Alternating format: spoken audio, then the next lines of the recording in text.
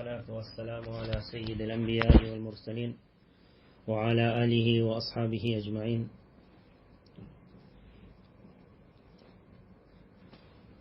On the day that we were leaving, and it was our last meeting with those refugees that from the land of Shaam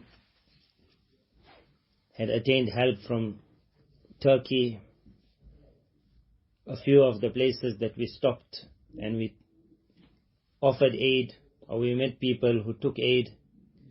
One of those places that remains in the mind was we were shown the first place. Normally refugees are placed when they land in an area and accommodation has to be found for them.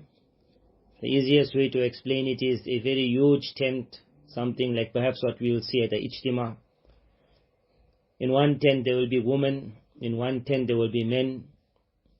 Due to the pandemic, in the tent at least partitions were now put up. We entered one tent. The tent is practically nothing but a tent. Perhaps 2 mattresses could fit and a small place to hang clothing, and that is all. It's a place which perhaps me and you will manage to live in for about a day or 2 days. In these places the person will stay in there for about 4 to 5 months until a place can be found for them to move. We were not going to ask where do they bath, etc. Just looking at the tent was itself enough to break the heart.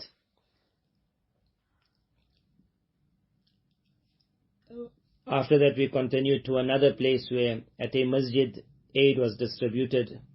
So one of the things I remembered was that it's very difficult to see a man coming and asking for aid, but the more difficult is to see a woman having to come and stand in a line, and she has to wait for her turn. The boxes that were prepared for them for aid was extremely heavy. I tried myself to pick it up. It was not very easy, and to walk with it was something I was not going to attempt.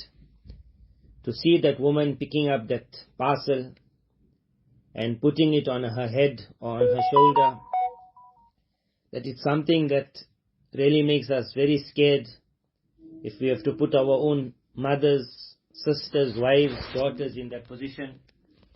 Looking at that scene, I made a dua. I will make the dua now. Whoever hears it, he should also make the dua. She should also make the dua on behalf of the lands that we live in, where Allah Tabarak Ta'ala has given us a fortune that we can be the hand that is giving, and to always make dua to Almighty Allah that we never have to become the hand that is receiving. Rasulullah sallallahu alaihi wasallam said, whenever you will see your brother, your sister in distress, in a condition you would never want to see yourself in, then you will make this dua, and inshallah through it Almighty Allah will protect you from ever falling into that same position. The dua is, Alhamdulillahi alladhi afana mimma ibtalahu bihi wa faddalana ala kathirin mimman khalaqa tafdila. Alhamdulillahi alladhi afana. I thank you, O Allah, that you saved me mimma ibtalahu bihi, from that which you have afflicted him with. وَفَضَّلَنِي عَلَى كَثِيرٍ, and you have granted me an honor or a comfort over so much of the people around me. This dua you will really appreciate. So we all make Ameen to this dua. Ameen. Inshallah, through its blessings, Allah Tabarak Ta'ala will never put us in that position. We ourselves, we know our condition. So I mentioned to the one who was taking us around that our condition is we're very spoiled. So he said to me that you see, like in certain countries, perhaps he gave an example like Afghanistan, they are also in a condition of great poverty. He said, but their children grew up in that condition. They, meaning their fathers, they grew up in that. He said, but here you are seeing people that a while ago they were living very affluent lives. Said some of them were those that had workers under them. Some of them were the owners of not one but many shops. Some of them were the owner of factories. He said when the disaster came and hit them, just like how me and you would feel it will never be possible for us to be living in such a condition, he said they also never dreamt that they will also be in such a condition. He said they were also the ones who once upon a time were giving, and they never ever thought that they will one day be the ones. Forget them. It will be their wives and their daughters who will be carrying these heavy parcels. So at the one place where we stopped and I performed my salah, so after performing the salah, when I came out, there was a group of, wherever we went, young boys would come and make salam with us, smile with us, speak to us.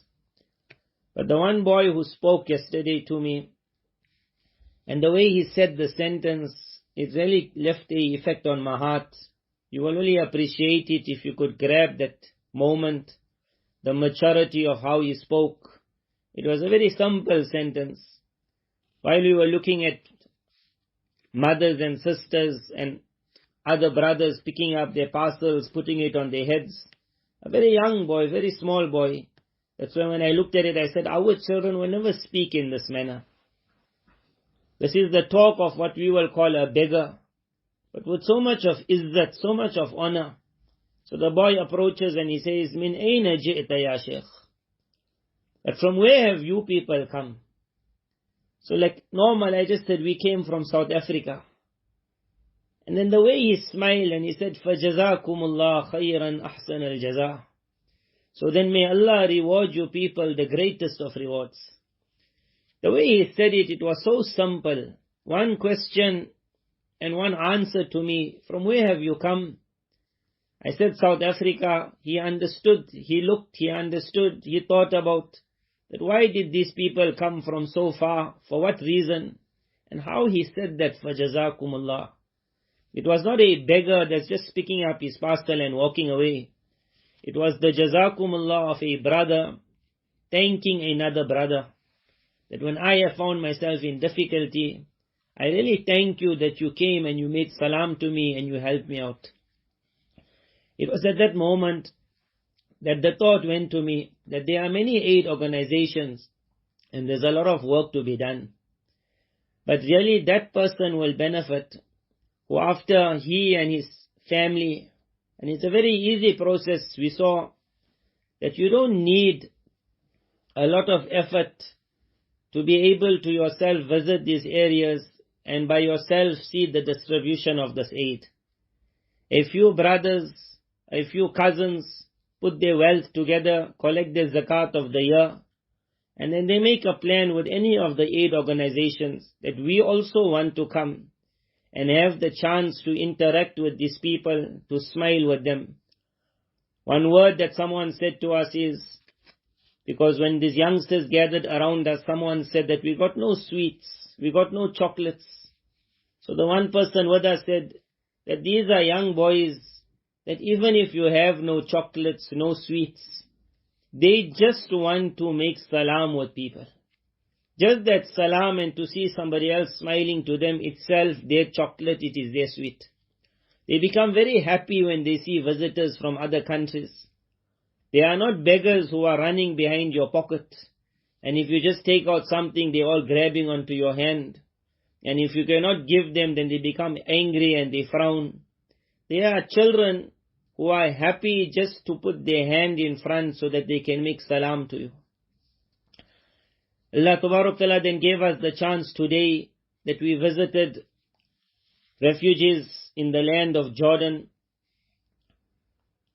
What refugees are doing in the land of Jordan, it's in history in itself.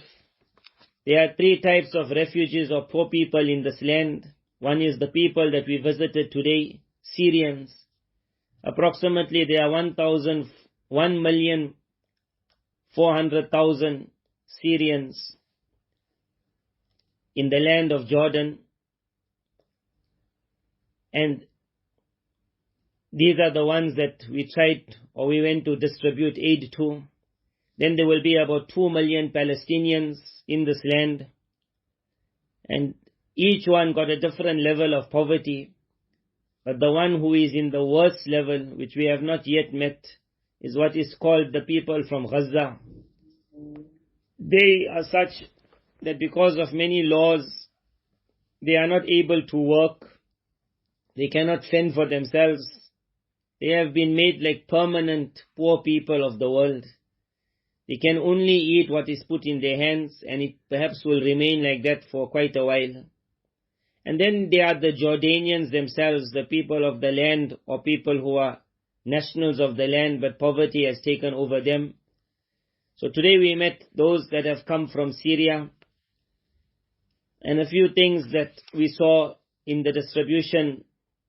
One is we distributed what is known as containers.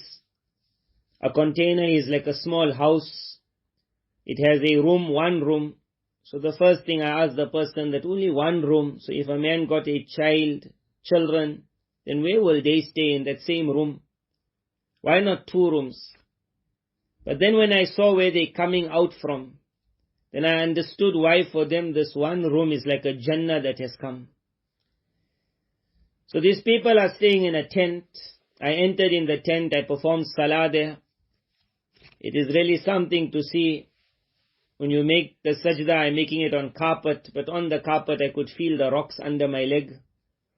It was a difficult salah. It is a tent, it is a very small tent, meaning long, but it is quite low. So this container is put next to the tent, and now it becomes a solid structure. While you are in the tent, a person, even if he sleeps, is worried about perhaps scorpions, snakes. Some people might not sleep, they'll have to take turns at night to make sure that that insect does not come.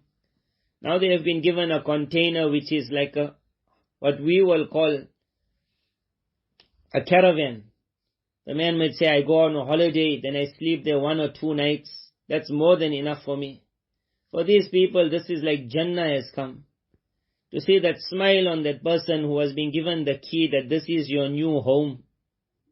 What we would never have taken as a home. For us it would have been a disgrace. Again at that time I read this dua, that Allah let us be the hand that is giving, not the hand that is receiving. What we would never have taken as a gift, for these people it is the greatest of gifts. To come out of a tent and be able to now go into a container. In this container there is a bathroom, and then there is water. The price of the container presently was about 70 to 75,000 rands, which is quite a huge amount, but it's like giving a person a house, and perhaps he will be living in this house for life. A lot of documentation is made before giving over the container. One is they have documents of the man of the land that he will never force them off the land. Then they have a document signed by the person who will receive the container. He will never sell it. If ever a time comes he does not need it, then he will hand it back to the organization that he has received it from. Next to the container there will be a water tank that is put up. During the time of winter, arrangements is made for heating in the container. So it is a very comfortable arrangement for this person who is now all along having to sleep in a tent. Waiting to see where this area was, where we reached, it is really something very hard to even reach. It is in the middle of the desert. Tribes move. When they run away, they run in a group also. So it's like a group. The one area had about 35 families. So one thought went to me that giving one container to now one, and arrangements are made as time comes and money comes in, then another is given, another is given. So in that area there were a few containers, but everyone does not have. So the thought went that what about those others that are now in a tent? Won't they get jealous? Because we all know our own condition. If the one brother receives something, how the others look at it. Now one is getting a lovely container, but you're seeing all the others, they outside looking from their tents and they're all smiling. For me it was amazing, so I asked him, how come they're not getting irritated, angry, why he got, why we do not have? How Allah Ta'ala has made arrangements. He says they move in tribes. And in their tribes, up till today, they have one like tribal leader. Whatever the leader says goes. everyone is obedient to the leader. Everyone's heart is with the leader. As long as the leader is happy, everyone is happy. So discussion is made with the leader who needs. Whoever the leader decides needs will get that container. Everyone else in that area will be extremely happy. There will be no argument, there will be no fight. He said this tribal system and this leader is what has protected these people, what keeps them happy. They have no arguments, they have no fights, they have no hatred, they have no jealousy. So the container was given, water was put up. Because at that time, the one person who is facilitating, he explained to us about this water. So this is only for drinking purposes. Here they cannot find boreholes. This is in the middle of nowhere. Those 35 families all need water. And like this here, sir, everywhere in Jordan it is the same. So arrangements is made once a week to bring to them about 2,000 liters of water. The water containers come and the water is distributed, delivered. I asked him, how much does it cost to get a person water for a year? Because many a time people ask us, someone has passed away, I need to put up a borehole, a well. So this is clean drinking water. So at present he explained to me it will cost about 15,000 rands. In that 15,000 rands, this nice container will be given. And every week 2,000 liters of water will be provided. And this water is only used for them for drinking purposes. So that person who wants to make a sadaqah of water, I found this to be a very easy way. And the different aid organizations will assist in this. In the container then we saw that mattresses were now provided, blankets provided, pillows provided. It was the smile of these people that really made us extremely happy. Thereafter we continued to some other distribution areas where other containers were given, and thereafter food parcels were given. It was the same to see when iftar time came, then an iftar was given. So I saw families coming. I asked from where they have come. He said from the far away areas. They have gathered for an iftar with their daughters. Many of them have no men in the family. They ate a full meal and thereafter a parcel was given to them. There is a lot of work to be done in the ummah, but there's a lot of smiles to be attained. Before we left Turkey, one of the messages that one of those ulama mentioned to me, which really also hit the heart, was, he spoke to me, I understood him to be a very great alim, and he explained that because of the difficulties that have come, they had to scatter and run away from the Jamia that they once upon were in. And then he explained that this is Allah's gift and favor, that now they can teach deen in that land freely and openly. So for them it's easy to teach true deen. Here in Jordan it's a little bit more difficult. So he explained to me the only problem is that now in teaching, there is no facility. It's not like how we have in South Africa where the teacher now can get a job and the town says we will pay for you. So he said that you see all these teachers in front, at that time it was about 180 muallims and muallimats. He says they all would love to teach and devote their lives for deen, but they have nothing to sustain them. So when I mentioned this to the person who helps with these people, so his desire was if he could create some system where they could look after themselves, sustain themselves. So I asked him like what. He said that they will do farming, or they will make something, or they will cook, or they will bake. So I said for a teacher, whether it's a muallim, muallimah, you don't need things like that. You need to employ the person to be an alim, to be an imam of the masjid, to be an apa. So he said, who will ever look after someone's salary? Perhaps they have never seen the way that we do in South Africa and in other parts. So this is my desire that, and I said, may Allah Tabarak Ta'ala make it our countries can take this up, to contact these 8 groups and to say to them, I would like to sponsor an alim, I would like to sponsor a muallimah, because it is their students who inshallah we have hope will raise the flag of Islam one day. But for them to be able to teach, for me it was very hard to see a teacher of deen having to be a beggar. I understand myself, begging is not our job. It is not easy to go to someone and say, I would love to teach, but I have no wealth. For that person to say it to me in that manner, it really hit. May Allah Tabarak Ta'ala inspire whoever He inspires. So in the lands of Syria, there's a need to adopt an alim. And in adopting an alim, you have adopted an entire madrasa. In adopting a madrasa, you have adopted an entire generation. In the lands of Jordan, what we have seen is one of the best ways of looking after the people is either to give them water, which is the easiest, or to give them a home. May Allah Tabarak Ta'ala inspire each and every one of us to do that which makes Him happy. There's a lot of work to be done in the world, but as I mentioned over and over again, this is something that has to be seen. Whoever will see it, Allah will put in his heart more and more desire to be of aid to the ummah. Wa akhiru da'wana alhamdulillahi rabbil alamin.